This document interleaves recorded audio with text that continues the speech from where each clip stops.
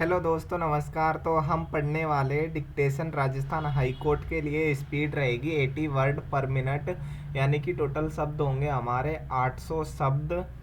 Dictation start होगी 3 second. सभापति महोदय, आज हमारे देश में जो ऊपर से लेकर नीचे तक शिक्षा दी जा रही है उसमें व्यवस्था ही एक कारण है जिसकी वजह से शिक्षा का स्तर गिरता जा रहा है। मेरा अपना विचार है कि जो शिक्षा प्रणाली है और जिस रूप में शिक्षा दी जा रही है वही अनुशासनहीनता का भी कारण है।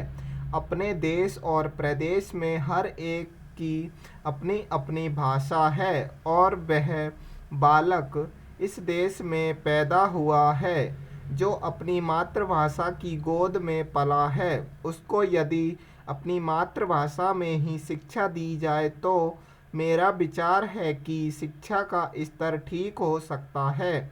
जो सबसे बड़ी भूल और कमी सरकार के द्वारा दी जाने वाली शिक्षा के संबंध में हो रही है वह यह है कि बालक की मातृभाषा में शिक्षा न देकर उसको उस भाषा में शिक्षा देने की व्यवस्था की गई है जो हमारे देश या प्रदेश की भाषा कभी रही ही नहीं।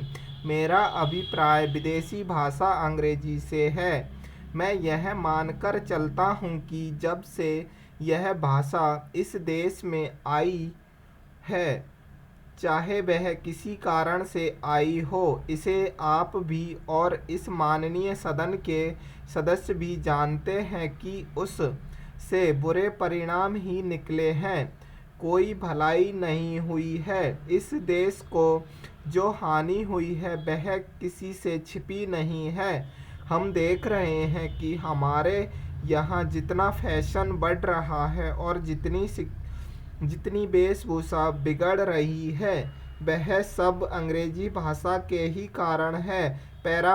जिस समय यहाँ पर अंग्रेजों का राज्य था, प्राय यह देखने को मिलता था कि वे लोग जो विशेष कर के किसी न किसी तरह से सरकारी पक्ष के ही होते थे, अंग्रेजों से मिलने के लिए जाते समय अंग्रेजी वेशभूषा का ही प्रयोग करते थे।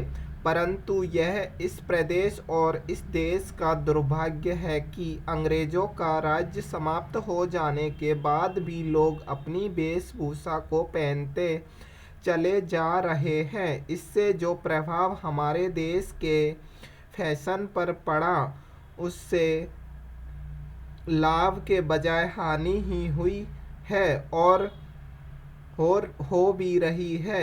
ऐसा मेरा विचार है कि अंग्रेजी वेशभूषा से इस देश को बहुत हानि हुई है। भारत की गौरवपूर्ण सभ्यता और संस्कृति के संरक्षण पर पर्याप्त ध्यान देने की आवश्यकता है। पैरा अध्यक्ष महोदय, मैं आपको एक और बात बतलाना चाहती हूँ और वह यह है कि कृषि विभाग को योजना आयोग ने बहुत गलत रास्ते में बिठा दिया है। उन लोगों के पास लड़ने के लिए दम नहीं है और देश में खाद्यान्न का उत्पादन बढ़ाने के लिए जो योजनाएं चाहिए और उनके लिए जो धनराशि चाहिए वे उनको पूरी तरह स्वीकृत नहीं करा पाते हैं। कृषि विभाग तो जमीन की तरह आधार होता है और उसी पर देश के लिए पर्याप्त अन्न पैदा करने का महान भार है। इसलिए यह बहुत आवश्यक है कि अधिक अन्न उपजाने के मार्ग में जो भी आवश्यक कदम यह विभाग उठाना चाहे उसमें किसी तरह की रुकावट न हो। बहुत सी हड़तालें हो रही है, मजदूर काम से बरी हो सकते हैं लेकिन किसी भी हालत में वे खाने से बरी नहीं हो सकते। अब हम देखते हैं कि मिलों और कारखानों में हड़तालें हो रही हैं, छुट्टी हो जाती है तो आम काम के दिनों की अपेक्षा लोग उन दिनों में ज़्यादा खाना खाते हैं, ज़्यादा दावतें करते हैं।